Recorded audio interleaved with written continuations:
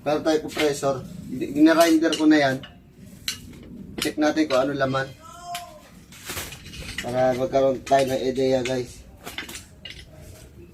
Anong laman itong compressor na to. Actually natanggal na siya guys. No? So, tanggal na talaga siya guys. No? Pero tagal ito. Ginarinder ko na yan guys.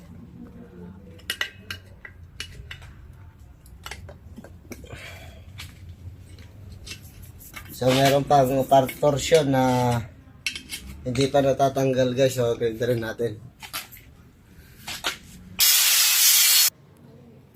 So yun guys.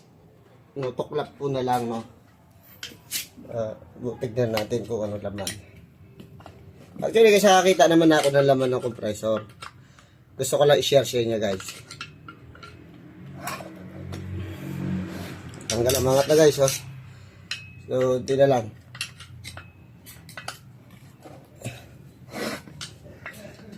Ingat pala guys sa pagbabaklas ng compressor. Dahil delikado po siya.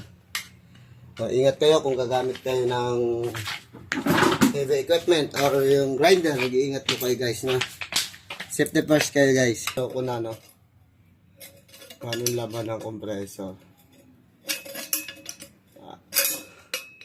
Excited na ako guys malaman. Mukhang alam ko na. Guys, natanggal na natin. So ito pala yung compressor guys ng rep. Ito yung piston niya guys, yan. Yan yung piston niya. Papaanda rin natin siya guys na kung stock up ba siya. Totally may langis pa naman siya natira. So kasi ang nangyari to high ampere guys. So titignan ko yung high ampere. Ano nangyari? Ito pala yung high side guys. Ito yung pabuga. Ito. At ito naman yung pahigop. So itong buong area na to higop. Nasa ilalim ng nasa ibabaw. So tanggal guys. Naka-tornilyo lang to guys na.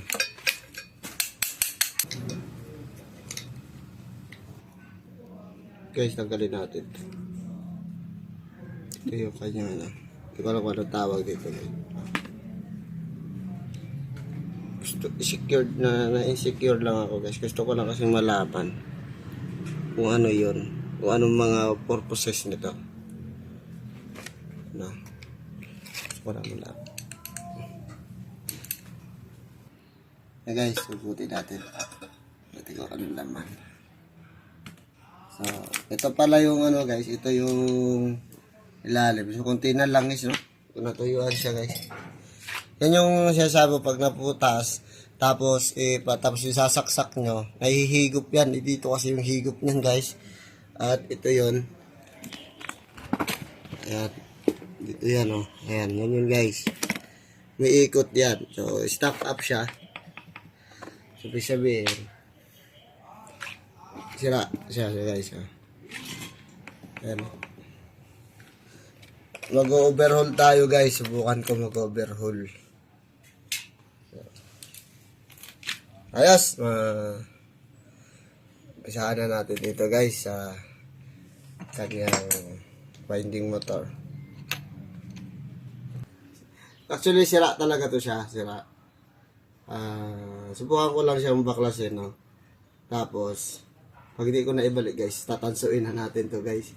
Kita mo yan guys. Tanso yan guys. Pero yan.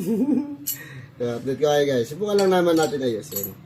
Kung magagawa ko pa. Kung hindi na, tanso na to guys. Iningat-ingatan ko rin siyang baklasin guys, no? Dahil siyempre nga, susubukan nga natin siyang i-overhaul.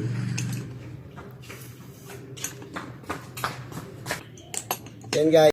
So yan mga Mozotek, no, na baklas ko na to lahat. Hindi ko na siya, kasi malangis yung kamay ko, walang nag-awak ng video So hindi ko na siya binidyohan. So try ko lang kung pwede na siya. So okay, lumambot naman na. Okay, lumambot na siya. Stock up lang kasi itong piston niya guys. Ito yung piston niya. Itong motor.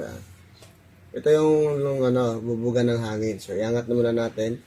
Para subukan natin, sana gumana. Sana gumana guys, no. So, testing natin guys.